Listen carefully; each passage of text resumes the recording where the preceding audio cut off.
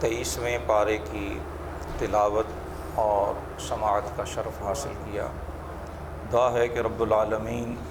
جل وعلا ہمارا یہ پڑھنا سننا اپنی بارگاہ بے کس پناہ میں قبول و منظور فرمائے،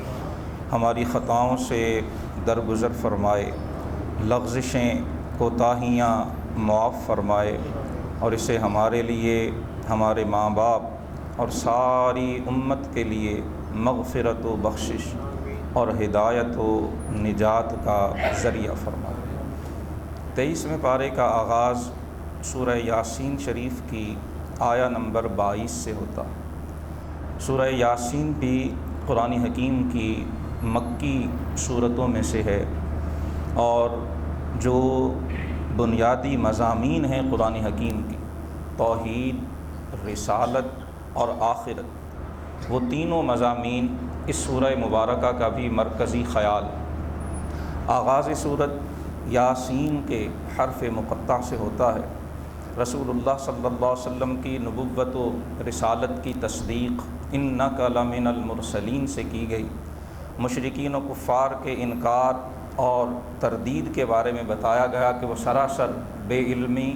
تعصب، حسد، بغض اور عناد پر مبنی۔ ان کے تکبر و غرور نے ان کی سوچنے سمجھنے کی صلاحیتوں کو ہی سلب کر ڈالا۔ ان کی مثال اس شخص کی سی ہے کہ جس کے گلے میں طوق ہو، نہ وہ دائیں بائیں دیکھ سکتا ہے، نہ سامنے موجود راہ کو دیکھ سکتا ہے، اور وہ سر اٹھائے اندھا دھند ایک ہی سمت میں بھاگتا چلا جا رہا۔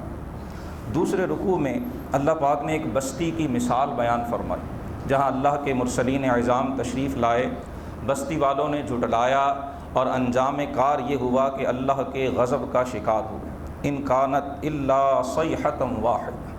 اللہ کی طرف سے ایک شدید چنگھاڑ آئی، فاذا ہم خامدون، اور وہ بجھی ہوئی راکھ کی مانند ہو کے رہ گئے۔ قرآن حکیم فرما رہا ہے یا حسرۃ علی العباد، فرمایا افسوس ہے بندوں پر کہ جب بھی ان کے پاس اللہ کا کوئی رسول آیا وہ اس کا مذاق اڑاتے رہے، استہزاء کرتے رہے۔ کیا انہوں نے نہیں دیکھا کہ ہم نے ان سے پہلے کتنی بستیوں کو ہلاک کر ڈالا؟ وَإِن كُلٌّ لَمَّا جَمِيعٌ لَدَيْنَا مُحْضَرُونَ، اور روز محشر وہ سب کے سب ہماری بارگاہ میں حاضر کیے جائیں۔ مشرکین مکہ کو ایک بار پھر دعوت فکر دی گئی کہ جیسے پہلی بستیاں انبیاء و مرسلین کو جھٹلانے کی پاداش میں عذاب الہی کا شکار ہوئیں، ہوش میں آؤ، عقل کے ناخن لو، ان کی روش سے باز آ جاؤ تاکہ ان جیسے ہولناک انجام سے بچ سکو۔ تیسرے رکوع سے اللہ پاک نے اپنی قدرت کی عظمت اور نشانیوں کا ذکر کیا، خصوصاً وہ ارشاد نبوی کہ جس میں فرمایا گیا کہ لِكُلِّ شَيْءٍ قَلْبٌ، ہر چیز کا ایک دل ہوتا ہے، اور قرآن کا دل سورہ یاسین ہے۔ اگر سورہ یاسین شریف کو بغور مطالعہ کیا جائے تو اس کا سب سے مرکزی خیال جو تیسرے رکوع سے لے کر اختتام سورت تک پھیلا ہوا دکھائی دیتا ہے وہ عقیدہ آخرت ہے۔ مشرکین عقیدہ آخرت کو ماننے سے ہچکچاہٹ کا شکار تھے، وہ متذبذب تھے، تأمل کا شکار تھے کہ یہ کیسے ہوگا کہ انسان مرنے کے بعد پھر زندہ کر دیے جائیں گے۔ ایک عرصہ جنہیں مرے ہوئے بیت چکا ہے، گوشت جھڑ چکا ہے، مٹی میں مل کر پیوند خاک ہو چکا ہے، ہڈیاں تک گل گئی ہیں، بال کھال کسی چیز کا نام و نشان ہی نہیں، انہیں دوبارہ کیسے زندہ کیا جائے؟ سورہ یاسین شریف کا مرکزی مضمون عقیدہ آخرت ہے۔ اللہ پاک اپنی قدرت کی نشانیاں ارشاد فرما رہے ہیں وَآیَةٌ لَّهُمُ الْأَرْضُ الْمَيْتَةُ، فرمایا مرنے کے بعد دوبارہ زندہ کیے جانے کو ناممکن سمجھنے والوں، کبھی بنجر و بے آباد زمین کو نہیں دیکھا؟ احییناھا، ہم اپنی رحمت کا میਂہ برساتے ہیں اور مردہ زمین کو زندہ کر دیتے ہیں، اور اس سے تمہارے لیے طرح طرح کے پھل پھول اناج غذائیں پیدا کرتے ہیں۔ جو رب مردہ اور بنجر زمین کو اپنی رحمت کے چھینٹوں سے زندہ کر سکتا ہے، وہ قبروں میں گئے ہوئوں کو بھی زندہ کر کے دوبارہ نکال سکتا ہے۔ ایک مشرک آپ صلی اللہ علیہ وسلم کی خدمت میں ایک بوسیدہ ہڈی، عربی میں وہ ہڈی جو جس کا گودا، جس کی چکنائی بالکل خشک ہو چکی ہو اور وہ چٹخ رہی ہو، جسے رمیم کہا جاتا ہے، وہ بوسیدہ ہڈی کسی قبرستان سے اٹھا کے رسول اللہ صلی اللہ علیہ وسلم کی خدمت میں حاضر ہو، اور کہنے لگا من یحیی العظام وہی رمیم، اے محمد صلی اللہ علیہ وسلم آپ کہتے ہیں مردے زندہ کیے جائیں گے، یہ ہڈی تو دیکھیے، اس کی چکنائی بھی پتہ نہیں کہاں چلی گئی، یہ چٹخ رہی ہے، ٹوٹ پھوٹ کا شکار ہو رہی ہے، کیا اس ہڈی والے انسان کو بھی دوبارہ زندہ کیا جائے؟ کون سی طاقت ہے من یحیی العظام جو اس مردہ اور بوسیدہ ہڈی میں پھر روح پھونک کے گوشت پوست چڑھا کے اس کے اوپر پھر جلد اور کھال پیدا کر کے پھر اسے زندہ انسان بنائے؟ اللہ پاک نے بڑی سادگی سے جواب دیا قل یحییھا الذی انشأھا اول مرہ، فرمایا تمہارا سوال ہے کہ کون سی طاقت زندہ کرے گی، تو جواب قدرت سن لو، وہ طاقت زندہ کرے گی جس نے اسے پہلی بار پیدا کیا، جو پہلی بار ایک نطفہ کی بوند سے تمہارے 6 فٹ کے وجود کو تخلیق فرما سکتا ہے، وہ رب وحدہ لا شریک اس بات پہ بھی قادر ہے کہ تمہیں تمہاری قبروں سے دوبارہ زندہ فرما کر پیدا کرے۔ اس کی قدرت بے پایہ کا اعلان کیا گیا، انما امرہ اذا اراد شیئا ان یقول لہ کن فیکون۔ وہ مادہ زدہ انسان، وہ میٹیریلسٹک ذہن کا انسان کہ جس کی سوچ مادے ظاہر اور اس آنکھ سے نظر آنے والی کائنات سے آگے جاتی ہی نہیں ہے، اسے متوجہ کیا جا رہا ہے کہ اسباب کے محتاج تم ہو، یہ لمیٹیشنز، یہ حدود، یہ پابندیاں، یہ ناممکنات یہ تمہارے لیے ہیں، ہماری شان یہ ہے کہ اذا اراد شیئا، جب وہ کسی چیز کا ارادہ فرما لے، ان یقول لہ کن، وہ فرماتا ہے ہو جا، فیکون، تو وہ چیز ہو جایا کرتی ہے۔ تمہاری ناممکنات کے پیمانے اپنی جگہ منہ دیکھتے رہ جاتے ہیں اور اللہ کی قدرتوں کے جلوے کائنات کے صفحے صفحے پہ بکھرے ہوئے نظر آتے ہیں۔ ساری پاکیزگیاں، ساری پاکیاں اسی ذات کے لیے ہیں جس کے قبضے میں ساری کائنات کی بادشاہت ہے، وَإِلَيْهِ تُرْجَعُونَ، اور اسی رب وحدہ لا شریک کی طرف تمہیں لوٹایا جائے گا۔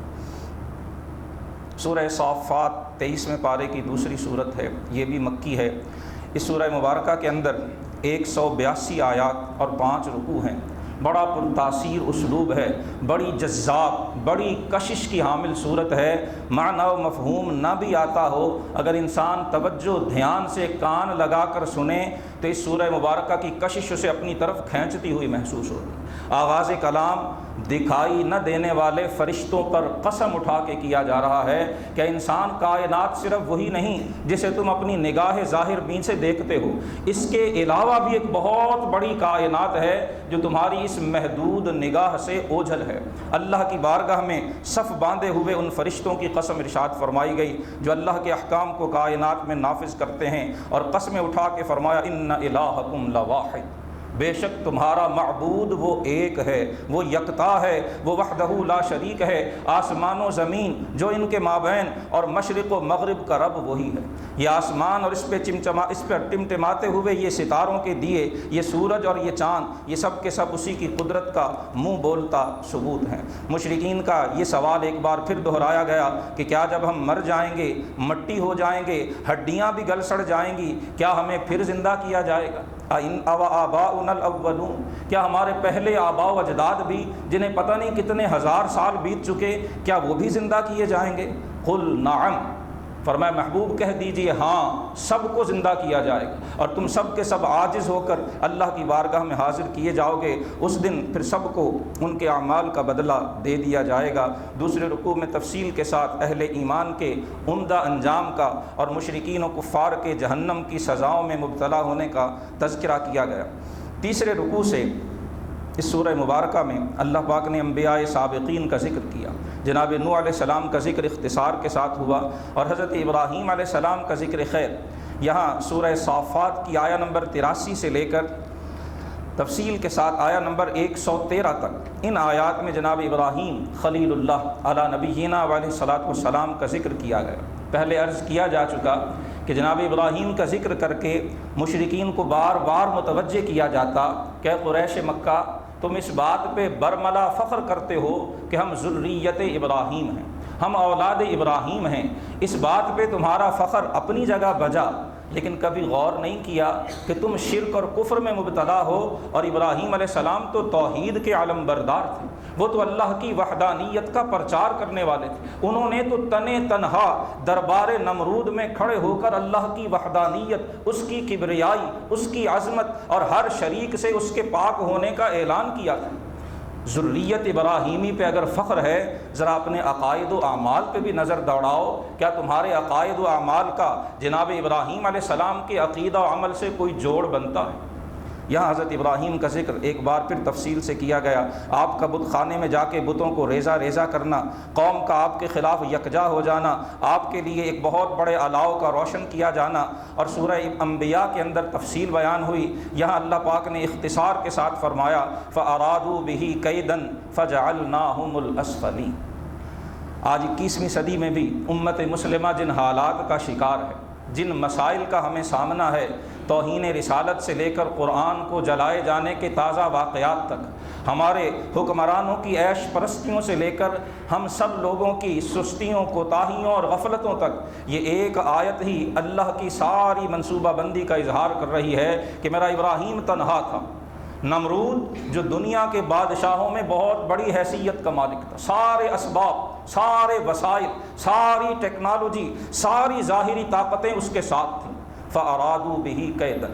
سب نے مل کر میرے ابراہیم کے خلاف سازش کی، سب نے مل کر میرے ابراہیم کو نقصان پہنچانا چاہا۔ فَجَعَلْنَاهُمُ الْأَسْفَلِينَ، ان سب کی سازشیں، ساری منصوبہ بندیاں وہ دھری کی دھری رہ گئیں، وہ سب ناکام و نامراد ہوئے، اور میرے ابراہیم کا بال بھی بیکار نہیں کر سکے۔ بتایا گیا کہ جو اخلاص کے ساتھ، جو خلوص قلب کے ساتھ، جو صرف لپ سروس کے طور پر نہیں، صرف زبانی کلامی نہیں، جو دل کی دھڑکنوں کو اپنے رب کی اطاعت کا جو ہے وہ خوگر بنا لیا کرتا ہے، پھر رب کی قدرتیں بھی اپنے ایسے بندے کے شامل حال ہوا کرتی ہیں، پھر اللہ پاک اسے جلتے ہوئے الاؤ میں بچانے کی طاقت بھی رکھتا ہے۔ بتایا گیا کہ جناب ابراہیم وہاں سے ہجرت فرما جاتے ہیں، دعا مانگتے ہیں رب ہب لی من الصالحین، اللہ پاک آپ کی دعاؤں کو قبول فرماتا ہے، جناب اسماعیل جیسا عظیم فرزند عطا ہوتا ہے، اور جب وہ آپ کے ساتھ بھاگ دوڑ کے قابل ہوتے ہیں تو جناب ابراہیم کو خواب آتا ہے کہ آپ اپنے بیٹے کو ذبح کر رہے ہیں، اپنے صاحبزادے سے خواب کا ذکر کرتے ہیں، اور پھر قرآن نے جناب اسماعیل کے جواب کو بھی آیہ نمبر 102 میں قرآن کا حصہ بنا کے بتا دیا کہ خون کا اثر کیا ہوا کرتا ہے، تربیت کیا رنگ لایا کرتی ہے، اور اگر ماں باپ میں صلاح اور خیر موجود ہو تو ممکن نہیں کہ اولاد اس سے محروم ہو۔ اگر کسی اولاد میں خیر کا ذرہ ڈھونڈنے سے بھی نہیں ملتا تو ایک بار ماں باپ کو بھی پلٹ کر اپنے اعمال پہ نظر ثانی کی ضرورت ہے۔ جناب ابراہیم نوجوان بچے سے، مفسرین نے لکھا 12 برس کا سن تھا، یا بعض نے 15 کا لکھا ہے، کہ اے اسماعیل، اور تفصیل کا موقع نہیں، لیکن اگر دھیان دیں یہ وہ اسماعیل ہے جو ابھی دودھ پیتے تھے تو جناب ابراہیم انہیں وہاں چھوڑ آئے تھے جو واد غیر ذی زرع، جہاں گھاس کا ایک تنکا بھی نہیں اگتا، تنہا اسماعیل ہیں، تنہا ہاجرہ ہیں، اور تنہا اسماعیل ہیں جو ابھی دودھ پینے کی عمر کو ہیں، جناب ابراہیم وہاں چھوڑ آتے ہیں۔ اور جب وہی اسماعیل اس صحرا کے اندر پل پڑ کر جوان ہوتے ہیں، 12 یا 14 برس کی سن ہے، تو جناب ابراہیم علیہ السلام آتے ہیں اور فرماتے بیٹا میں تمہیں ذبح کر رہا ہوں، میں نے یہ خواب دیکھا ہے، بتاؤ تمہاری کیا رائے ہے؟ جناب اسماعیل نے جواب دیا یا ابت افعل ما تؤمر ستجدنی ان شاء اللہ من الصابرین، ابا جان جو حکم الہی ملا ہے آپ اس کی تعمیل کر گزریے، اگر اللہ نے چاہا تو آپ مجھے صبر کرنے والوں میں سے پائیں۔ اور پھر قرآن فرماتا ہے اس باپ اور بیٹے نے اطاعت، فرما برداری اور اللہ کے حکم کی تعمیل کیسے کی جاتی ہے، اپنے من کی مرضی کو، اپنی پسند کو، اپنی خواہش کو، اپنی سوچ کو، اور جو اس آنکھ سے نظر آ رہا ہے اسے چھوڑ کے رب کے حکم پر یقین کیسے کیا جاتا ہے۔ قرآن نے اپنے پڑھنے والوں کی ہدایت کے لیے اسے اپنا حصہ بنا لیا۔ جناب ابراہیم و اسماعیل علیہ السلام اللہ کے حکم پہ سر جھکا دیتے ہیں، چھری جناب اسماعیل کی گردن پہ چلاتے ہیں، اور پھر آسمان سے ندا آتی ہے یا ابراہیم قد صدقت الرؤیا، اے ابراہیم آپ نے خواب سچ کر دکھایا، ہم یوں ہی نیکوکاروں کو بدلہ دیا کرتے ہیں، ان ھذا لہو البلاء المبین۔ آج جنہیں رمضان کا ایک روزہ بھی دشوار لگتا ہے اور جن کے لیے نماز تراویح کی چند رکعتیں بھی ایک پہاڑ کے برابر ہیں، کاش وہ قرآن میں ذکر کیے گئے جناب ابراہیم و اسماعیل کی اس قربانی کے واقعے کو تو دیکھیں۔ 100 برس کی عمر میں ملنے والا بیٹا جسے چاہتوں سے مانگا ہے، جب وہ جوان ہوا ہے، اور اللہ اکبر، مفسرین فرماتے ہیں بیٹا وہ ہے جناب اسماعیل کی پیشانی میں نور محمدی جگمگاتا تھا، ایسا حسن، ایسی زیبائی، ایسا جمال، ایسی خوبصورتی، ایسی کشش اللہ نے چہرہ اسماعیل میں رکھی تھی کہ دیکھنے والے بلا مبالغہ اور بغیر کسی جو ہے وہ رکے آپ کی چہرے پہ نظر پڑتے ہی سبحان اللہ کہنے پہ مجبور ہو جاتے ہیں۔ لیکن جب اللہ کا حکم آیا ہے تو ایسے چاند سے بیٹے کو بھی قربان کرنے سے انکار نہیں کیا۔ اللہ پاک نے فرمایا قرآن پڑھنے والوں یہ بہت بڑی آزمائش تھی، وَفَدَيْنَاهُ بِذِبْحٍ عَظِيمٍ، اللہ نے جنت سے مینڈھا بھیج کر جناب اسماعیل کی جان کو بھی بچا لیا، جناب ابراہیم کی قربانی بھی قبول ہوئی، اور اللہ اکبر یوں قبول ہوئی ہزاروں برس بیت چکے ہیں۔ آج بھی عید الاضحیٰ میں 10 ذوالحج کو پوری دنیا کے اندر مسلمان اس سنت ابراہیمی کی یاد تازہ کرتے ہیں۔ قرآن حکیم بتا رہا ہے کہ جو عمل اللہ کی راہ میں اخلاص سے کیا جائے، جس وقت وہ عمل کیا جا رہا ہو، بھلے دیکھنے والی کوئی انسانی آنکھ نہ ہو، کوئی کیمرہ، کوئی چیز اسے محفوظ کرنے والی نہ ہو، جو اللہ کے ریکارڈ کے اندر جو رب کی بارگاہ میں قبول ہو جاتا ہے، اللہ اس عمل کو مٹنے نہیں دیا کرتا، اللہ اسے بقا عطا فرما دیا کرتا ہے۔ سلام علی ابراہیم، فرما ابراہیم پر سلام ہو، ہم یوں ہی نیکوکاروں کو بدلہ دیا کرتے ہیں۔ چوتھے رکوع کے اندر جناب موسیٰ و ہارون کا ذکر کیا گیا، حضرت الیاس کا ذکر ہوا، جناب لوط علیہ السلام کا ذکر ہوا، اور آخری صورت میں جناب یونس علیہ السلام کا ذکر ہوا، آپ کا مچھلی کے پیٹ میں جانا، اور پھر قرآن حکیم نے ایک صفت بیان فرمائی، فرمایا فلولا انہ کان من المسبحین۔ ہم میں سے بہت سے لوگ جو عقل کے پیچھے یوں اندھا دھند دوڑ رہے ہیں کہ انہیں عبادات بھی فضول محسوس ہوتی ہیں، انہیں تلاوت قرآن بھی ایک بے مقصد مشق لگتی ہے، انہیں اللہ کی بارگاہ میں قیام و قعود بھی ایک بے بنیاد چیز نظر آتی ہے، اور یہ تسبیح و استغفار بھی ان کے لیے ایک فضول مشق لگتی ہے۔ ان سب کے لیے سورہ صافات کی آیہ نمبر 143 اگر کوئی سیکھنے پہ سمجھنے پہ آمادہ ہو، تنہائی میں بیٹھ کر اس آیت پہ غور کرے۔ جناب یونس مچھلی کے پیٹ میں ہیں، وہاں پر بچانے والی ظاہری طاقت کوئی نہیں ہے۔ اللہ پاک فرما رہے ہیں فلولا انہ کان من المسبحین،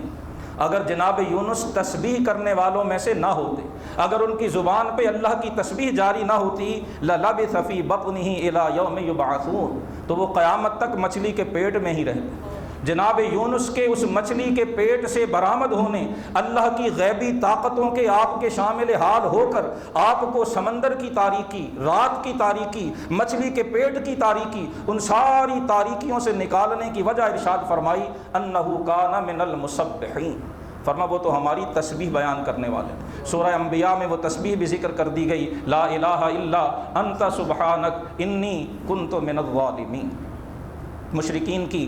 جو بے سروپا باتیں تھیں ان کا تذکرہ آخری رکوع میں کیا گیا۔ فرمائی ایسے عقل کے دشمن ہیں کہ اپنی اولاد کی بات آئے تو خود اپنے لیے بیٹے چاہتے ہیں، اور اللہ کے لیے جب اولاد مانی بھی ہے تو بیٹیاں مانی ہیں۔ اسقف البنات علی البنین، فرمایا اگر اللہ نے اولاد اپنے لیے بنانی ہی تھی تو کیا تمہیں تو بیٹے اچھے لگتے ہیں، اللہ کو بیٹیاں اچھی لگتی ہیں؟ اللہ نے قدرت کے باوجود بیٹوں پر بیٹیوں کو ترجیح دی۔ ما لکم کیف تحکمون، فرمایا تمہاری عقلوں کو کیا ہو گیا، کس طرح کی باتیں کرتے ہو؟ اللہ کی ذات اولاد سے پاک ہے، وہ پروردگار کائنات جل وعلا اولاد سے سبحانہ و تعالی عما یشرکون۔ کبھی وہ کہتے کہ یہ جنات، یہ نعوذ باللہ خدا کی اولاد ہیں، بتایا گیا کہ یہ بھی تمہاری من گھڑت باتیں ہیں۔ سبحان ربک رب العزت عما یصفون، یہ فرشتوں کو خدا کی اولاد قرار دینا، جنات کو نعوذ باللہ خدا کے ساتھ جوڑنا، ان کا نسب جوڑنا، اپنے من گھڑت بتوں کو خدا کا شریک ٹھہرانا۔